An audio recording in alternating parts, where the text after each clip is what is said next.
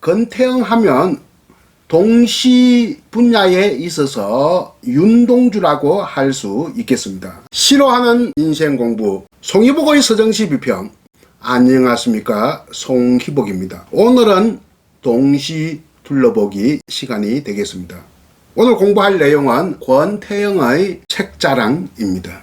여러가지로 우리가 성찰할 점이 많은 동시고, 동시가 쉬우면 쉬울수록 좋은 시다 하는 것을 느낄 수 있는 시입니다. 먼저 이 시의 전문을 들어보시겠습니다.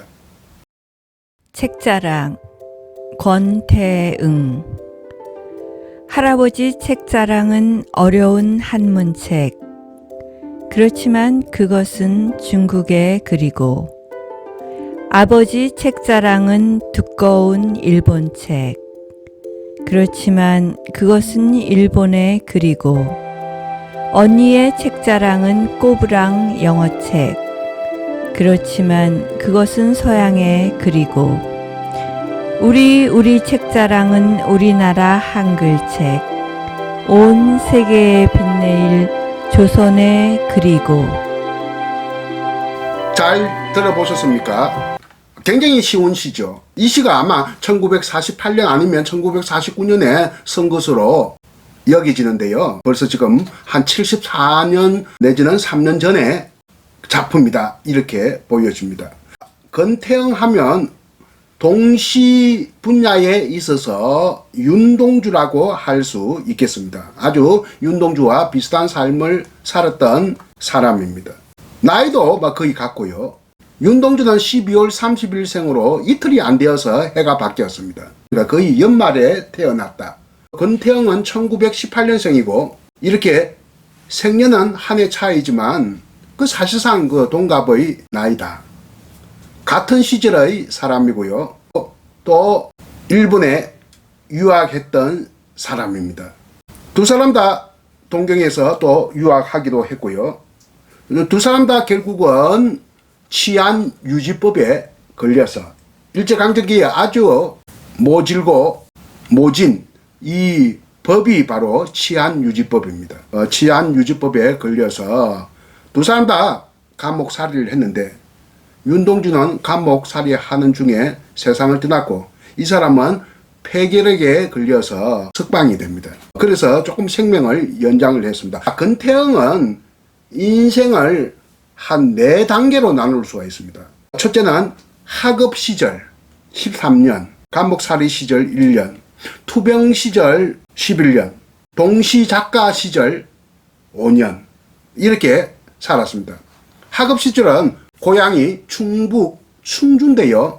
충북 충주이니까 충주에서 요즘 말하면 초등학교, 옛날식으로 하면 소학교를 졸업을 하고 서울로 유학합니다. 초등학교를 졸업하고 중학교에 입학할 수 있는 최고의 명문 학교는 서울에 두 군데가 있습니다. 하나는 경기 고등학교의 전신인 제일고등보통학교와 하나는 경성사범학교. 이 두 학교가 가장 한국의 엘리트들이 모여든 학교인데, 제일고등보통학교를 5년간 수료했습니다.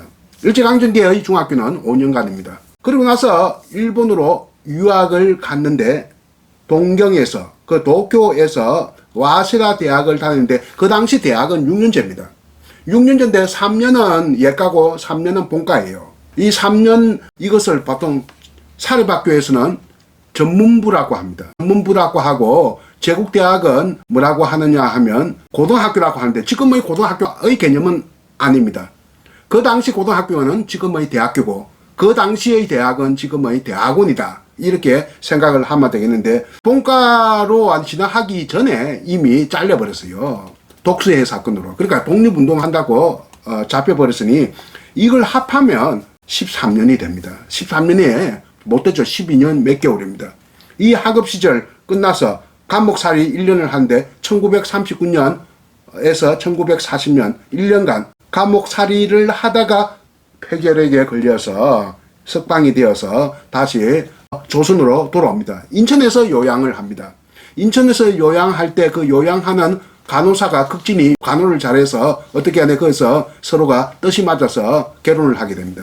간호원과 결혼을 하고 사는데, 많이 나왔어요. 병이 많이 나왔고 뭐 해방도 되고 뭐 기분이 좋았겠죠. 그래서 해방 직후부터 동시를 쓰면서 1948년에 감자꽃이라고 하는 동시집을 냅니다. 그런데 이 6.25 한국 전쟁 때 피난 생활을 하면서 왔다 갔다 하다가 이 재발이 되어 가지고 죽게 되는 아주 아까운 사람입니다. 이 사람의 동기 중에서 유명한 사람이 있죠. 제일 고등 보통학교를 나온 누구? 대통령 최규하가 동기인데요. 같이 또 동경 유학을 했는데 최규하 대통령은 그 당시에 아주 명문 중의 명문이라고 하는 동경 고등 사범학교에 다니고 있었습니다. 지나온 삶은 전혀 반대되는 삶을 살았던 사람입니다. 한 사람은 체제 준흥적이고 한 사람은 체제 저항적인 삶을 살면서 불행한 삶을 살았던 사람이 바로 권태영이다. 이렇게 생각하면 되겠고, 그래서 동시 분야의 윤동주다. 이렇게 생각하면 되겠습니다. 그러니까 해방되기 전에 이미 세상을 떠났기 때문에 해방 이전의 시인이지만 이 사람은 시를 쓰기 시작한 것은 해방되고 나서니까 해방기의 시인이다. 해방기는 언제냐? 8.15부터 6.25까지. 그러니까 8.15 해방부터 6.25 한국전쟁까지 이 5년간을 해방기라고 하는데 과거에는 해방공간이란 말을 썼어요. 특히 3년간은 또 해방공간이라고 했습니다.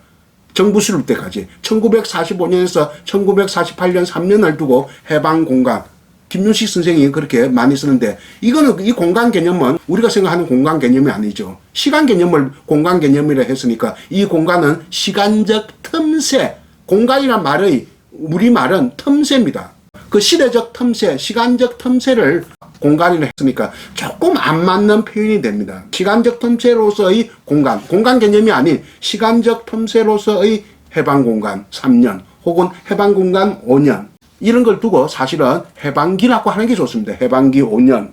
해방기 5년 동안 활동했던 해방기 동시인의 대표적인 시인이 바로 권태영인데 시의 내용이 굉장히 쉽습니다. 쉬우면 쉬울수록 동시는 좋은 시다 하는 것을 느끼게 하는 그런 시라고 할 수 있겠죠.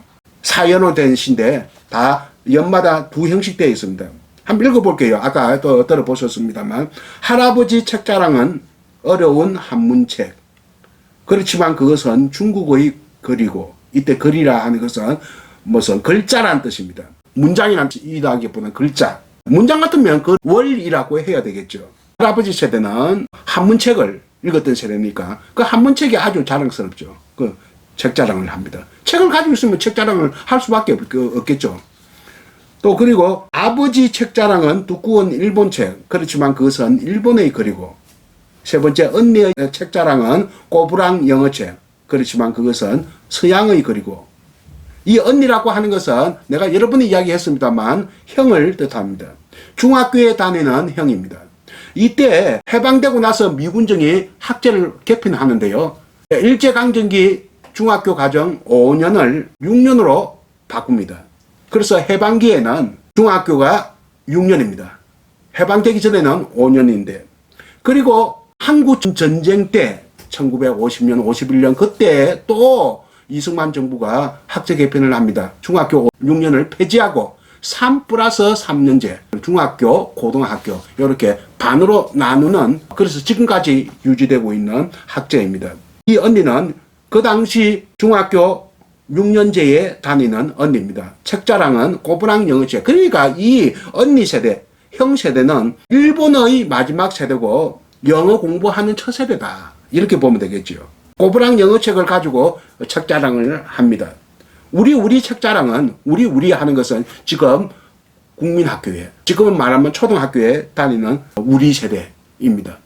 그러니까 해방되고 지금의 초등학교에 입학한 세대가 우리입니다. 여기서 우리는 한글 첫 세대를 뜻합니다. 한글 세대. 그리고 한글 세대 중에서도 첫 세대. 우리나라 한글책. 온 세상의 빛내이다. 그 당시에 말버릇은 빛내이다. 이렇게 했어야 맞습니다. 지금은 아주 굉장히 이질적으로 들리지만 요즘 좀 빛내를 해야 되지 않습니까? 빛내다. 옛날 사람들은 빛내이다. 온 세계에 빛내일 조선의 글이고 이렇게 말하고 있네요. 오늘날 읽어도 전혀 어렵지 않은 말과 글월로 이루어진 동시입니다. 말이라고 하는 것은 낱말, 어휘 그런 개념이고 글어른 문장이거든요.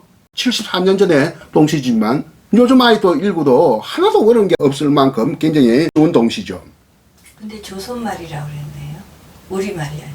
조선 말이 아니고 조선의 글이고 그 당시는 아직까지는 대한민국이 성립이 안 됐으니까 조선이라고 했습니다.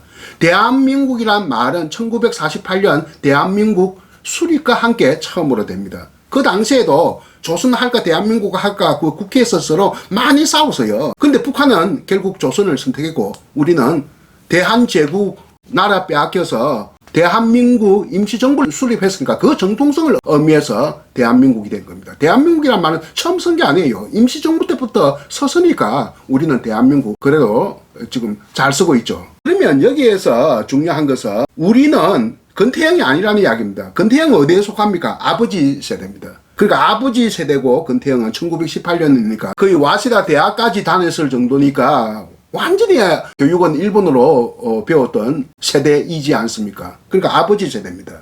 우리는 한글 첫 세대인데 평균적으로 볼 때 물론 학교를 지금은 초등학교를 빨리 들어갈 수도 있고 좀 늦게 들어갈 수도 있습니다. 7살에 들어갈 수도 있고 9살에 들어갈 수 있는데 우리나라 나이 10살에 들어간다고 평균을 보면 처음으로 일본어 공부하지 않고 1946년 4월달 그 당시는 개교가 4월달이니까 4월달에 입학한 생년이 1939년생입니다. 1939년생이 일본어 전혀 배우지 않는 한글 첫 세대입니다. 그 1939년생 중에 어떤 사람이 있느냐?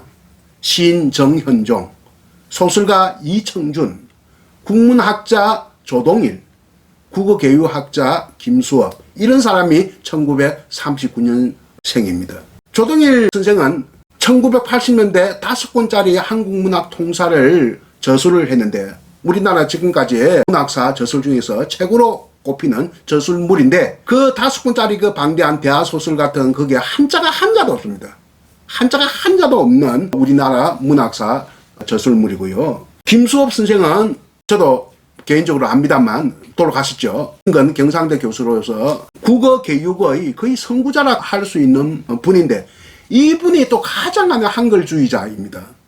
저서 중에서 우리말은 서럽다 이런 책도 있고 모든 책들이 다 우리 한글을 선양하는 그런 저서들을 내곤 했습니다.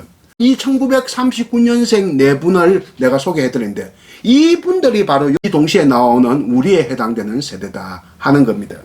그러니까 일본을 전혀 안 배웠으니까 한글의 그 감각, 감수성 그 잘 알기 때문에 문학 작품에도 반영하고 학문 세계에도 그러니까 우리 국어 교육의 발전시키는 데에서도 크게 기여를 하고 공헌을 했다 이렇게 생각하면 됩니다. 건태형 자신은 하자가 아닙니다. 건태형 자신은 아버지 세대고 이 화자의 세대는 한글 첫 세대다 이렇게 보고 있는데 놀랍지 않습니까? 시인은 선지자라 했거든요. 선지자, 먼저 아는 사람, 깨달은 사람. 그러니까 요즘 말로 한다면, 쉬운 말로 한다면 예언자입니다. 예언자, 선지자는. 시인은 예언자일 수도 있다는 이야기가 옛날부터 나왔는데 이 시를 보면 굉장히 시의 예언적 기능이 잘 충족되고 있다. 이런 말을 할 수 있겠거든요. 74년이 지난 지금에 와서는 우리 말들이 전 세계에 빛이 나고 있지 않습니까? 우리 말과 글이 지금 세계화되고 있는 추세입니다. 뭐가 관련해서? 한류와 관련해서요.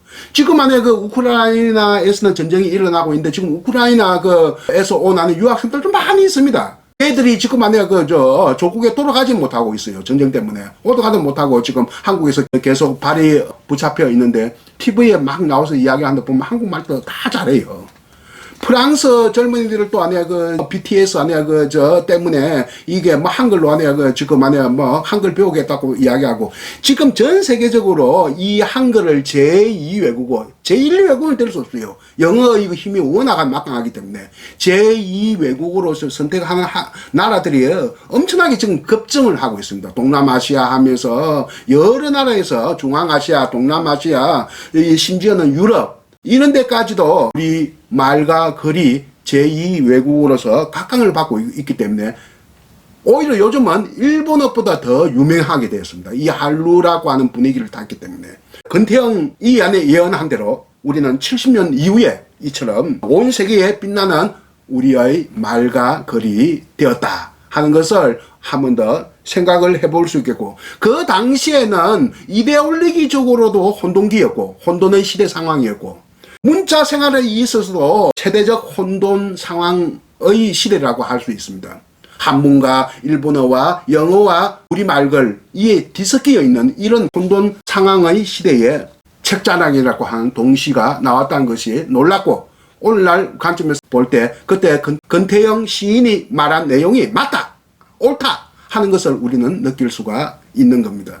오늘 건태영의 책자랑을 우리가 공부를 하면서 뭔가 지금도 우리에게 큰 울림과 성찰을 던져주고 있는 동시가 아닌가 하는 생각을 하면서 오늘 수업 여기서 마치도록 하겠습니다. 안녕히 계십시오. 책자랑 권태응. 할아버지 책자랑은 어려운 한문책. 그렇지만 그것은 중국의 글이고, 아버지 책자랑은 두꺼운 일본책. 그렇지만 그것은 일본의 글이고, 언니의 책자랑은 꼬부랑 영어책. 그렇지만 그것은 서양의 글이고, 우리 책자랑은 우리나라 한글책. 온 세계에 빛내일 조선의 글이고,